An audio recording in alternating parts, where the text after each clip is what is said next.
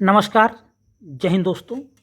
हम लोग समसामयिकी current affairs का अध्ययन कर रहे थे, जिसके अंतर्गत फरवरी माह का क्रॉनिकल पढ़ रहे थे, फरवरी 2023 का। इसके अंतर्गत आज का जो टॉपिक होने जा रहा है वह है पर्यावरण एवं पारिस्थितिकी। यह एक बहुत ही महत्वपूर्ण टॉपिक है, जहां से आगामी UP PCS pre 2023, Uttarakhand PCS pre 2023, 69वीं बीपीएससी जो होने जा रही है सितंबर में, उसके लिए, इन सभी परीक्षाओं के लिए एक महत्वपूर्ण टॉपिक है।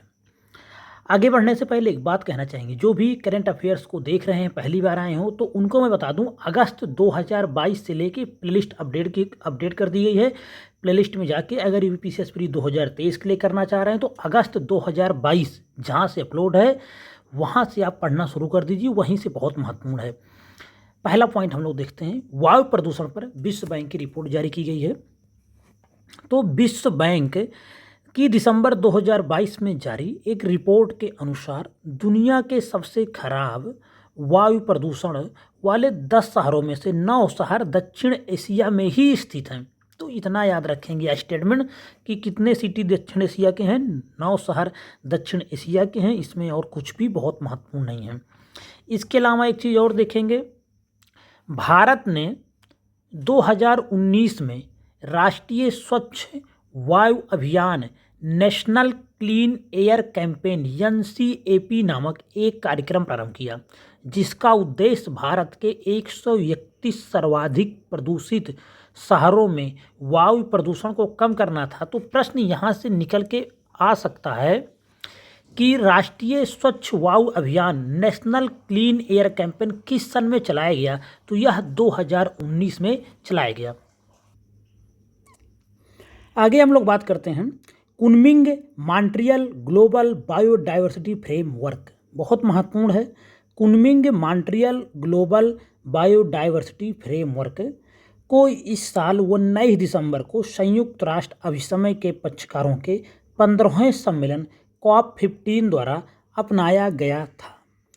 Kunming Montreal global biodiversity framework, याद रखेंगे इसको, COP15 में अपनाया गया।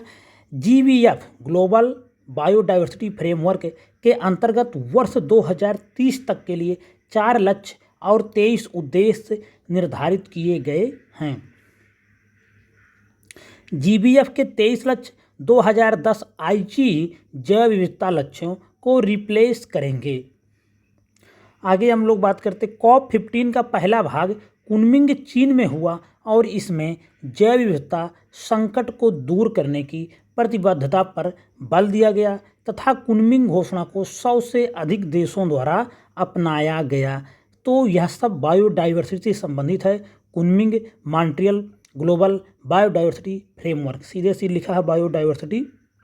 आगे हम लोग बात करते हैं, 3 औषधीय पौधे IUCN की लाल सूची में शामिल कर दिया गया है। यूपीएससी के लिए यह बहुत महत्वपूर्ण है। ऐसा प्रश्न यूपीपीसीएस वगैरह में तो कम ही आते हैं, स्टेट पीसीएस में, लेकिन यूपीएससी में इस तरह का प्रश्न आता है।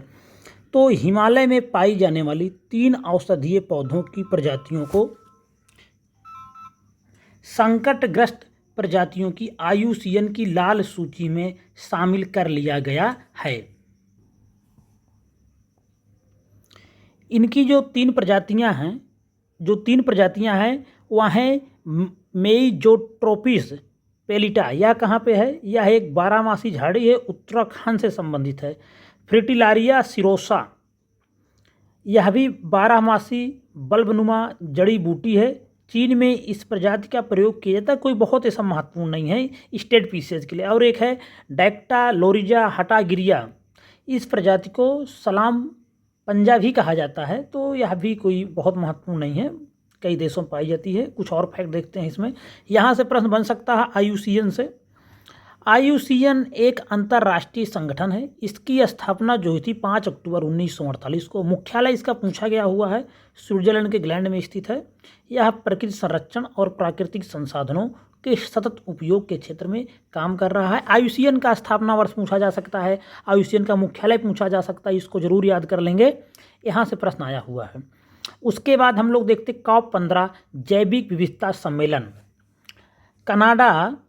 के मॉन्ट्रियल में शुरू हुए COP15 जैव विविधता शिखर सम्मेलन में 196 देशों के प्रतिनिधि वैश्विक जैव विविधता रूपरेखा पर वार्ता को अंतिम रूप देने के लिए एकत्रित हुए। प्रश्न बन सकता है यहाँ से कि COP15 कहाँ हुआ था, तो कनाडा के मॉन्ट्रियल में हुआ था। जो अभी हमने यहाँ पे आपको बताया था, एक बार देख लीजिए फिर से, कुनमिंग वाला, उसमें Kunming Montreal global biodiversity framework, इसका ही ये जो COP15 इसमें वही COP15 का चर्चा हो रही है। तो इसका जो मुख्य सम्मेलन हुआ था कनाडा के मॉन्ट्रियल में, और जो इसका पहला भाग हुआ था वो कुनमिंग में हुआ था, चीन में है। तो ये सब चीज़ों को ध्यान रखना है। और COP15 हो गया, यह बहुत महत्वपूर्ण है। तो कनाडा के मॉन्ट्रियल में शुरू हुए COP15 जैव विविधता शिखर सम्मेलन में 196 देशों के प्रतिनिधि वैश्विक जैव विविधता रूपरेखा पर वार्ता को अंतिम रूप देने के लिए एकत्रित हुए हैं। ग्लोबल बायोडाइवर्सिटी फ्रेमवर्क GBF के लक्ष्य 7 में वर्ष 2030 तक कीटनाशकों का इस्तेमाल कम से कम 2/3 तक करना शामिल है। यह भी याद रखेंगे, फैक्ट है, स्टेटमेंट में पूछा जा सकता है। 2 की देके 2 लाइनें अगर प्रश्न आता है तो कनाडा के मॉन्ट्रियल में हुआ और इसमें लक्ष्य रखा गया, लक्ष्य 7 में वर्ष 2030 तक कीटनाशकों का इस्तेमाल कम से कम 2/3 कम करना शामिल है। यह भी पूछा जा सकता है। उसके बाद हम बात करेंगे वायु गुणवत्ता पैनल के बारे में। केंद्र सरकार की वायु गुणवत्ता प्रबंधन आयोग ने उत्तर प्रदेश, राजस्थान और हरियाणा को 1 जनवरी 2027 से केवल CNG संपीड़ित प्राकृतिक गैस और इलेक्ट्रिक ऑटो पंजीकृत करने और 2026 के अंत तक राष्ट्रीय राजधानी क्षेत्र NCR में डीजल ऑटो को पूरी तरह से समाप्त करने का निर्देश दिया है। तो केंद्र सरकार के वायु गुणवत्ता प्रबंधन आयोग ने यूपी, राजस्थान, हरियाणा को 1 जनवरी 2027 से केवल CNG और इलेक्ट्रिक ऑटो पंजीकृत करने और 1 जनवरी 2027 उससे एक दिन पहले मतलब 2026 के अंत तक राष्ट्रीय राजधानी क्षेत्र NCR में डीजल ऑटो को पूरी तरह से समाप्त करने का निर्देश दिया है। यह फैक्ट याद रखेंगे, यूपी भी शामिल है तो यूपी के लिए महत्वपूर्ण हो जाता है। वायु गुणवत्ता प्रबंधन आयोग के अनुसार 1 जनवरी 2027 से NCR में सिर्फ CNG और ऑटो ही चलेंगे। NCR की बात करें तो दिल्ली, हरियाणा के 14 जिले, उत्तर प्रदेश के 8 जिले और राजस्थान के 2 जिले NCR में शामिल हैं। इस फैक्ट को भी याद रखेंगे, कभी भी पूछा जा सकता है कि दिल्ली, हरियाणा के 14 जिले, उत्तर प्रदेश के 8 जिले शामिल हैं। यह प्रश्न पूछा जा सकता है कि NCR में उत्तर प्रदेश के कितने जिले शामिल हैं, तो 8 जिले शामिल हैं। राजस्थान के कितने शामिल हैं, 2 जिले शामिल हैं।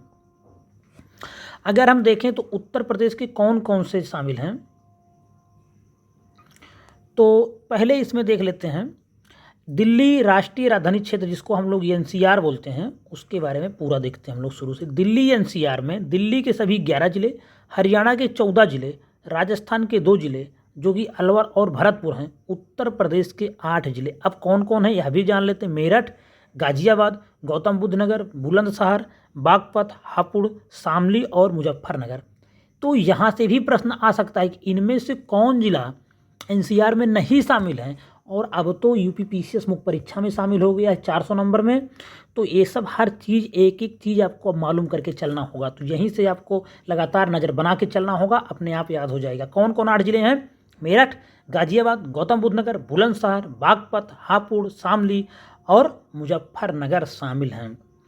भारत के पहले कार्बन न्यूट्रल फार्म का उद्घाटन किया गया है। महत्वपूर्ण प्रश्न यहाँ से निकल के आ सकता है। केरल के मुख्यमंत्री हैं पिनराई विजयन ने एर्नाकुलम जिले के अलुवा में स्थित केरल के राज्य बीज फार्म का उद्घाटन किया। यह भारत का पहला कार्बन न्यूट्रल फार्म है। यहाँ से भी प्रश्न देखने को मिल सकता है। कहाँ पे किया है, केरल के एर्नाकुलम जिले के अलुवा में भारत का पहला कार्बन न्यूट्रल फार्म है। यह याद रखेंगे, महत्वपूर्ण प्रश्न यहाँ से बन सकता है। उसके बाद ऊर्जा संरक्षण विधेयक 2022 आया, इसमें कुछ नहीं देखना, इसको छोड़ देते हैं। तो पर्यावरण पारिस्थितिकी में आज कुछ बहुत विशेष नहीं था, इसमें सिर्फ कुछ महत्वपूर्ण फैक्ट हैं, जैसे कि भारत के पहले न्यूट्रल फार्म का उद्घाटन कहाँ हुआ, यहाँ से प्रश्न बन सकता है। दिल्ली राष्ट्रीय राजधानी क्षेत्र में कौन कौन जिले शामिल हैं, उत्तर प्रदेश, हरियाणा, राजस्थान के कौन कौन जिले हैं, कितने जिले हैं, यह पूछा जा सकता है। वायु गुणवत्ता पैनल के बारे में देख लेंगे, यहाँ से प्रश्न देखने को मिल सकता है। IUCN की स्थापना और मुख्यालय पूछा जा सकता है। COP15 जैविक विविधता सम्मेलन कहाँ हुआ, यह पूछा जा सकता है। अगर यहाँ से पूछा जा सकता है तो। उसके बाद राष्ट्रीय स्वच्छ वायु अभियान कब शुरू किया गया? 2019 में, यह पूछा जा सकता है अगर पूछा जा सकता है। कुनमिंग कहाँ स्थित है? COP15 का पहला भाग कहाँ हुआ? कुनमिंग चीन में हुआ, यह पूछा जा सकता है। GVF के अंतर्गत कितने लक्ष्य निर्धारित किए जा रहे हैं? तो 4 लक्ष्य और 23 उद्देश्य, यह पूछा जा सकता है। तो ये सब महत्वपूर्ण हैं।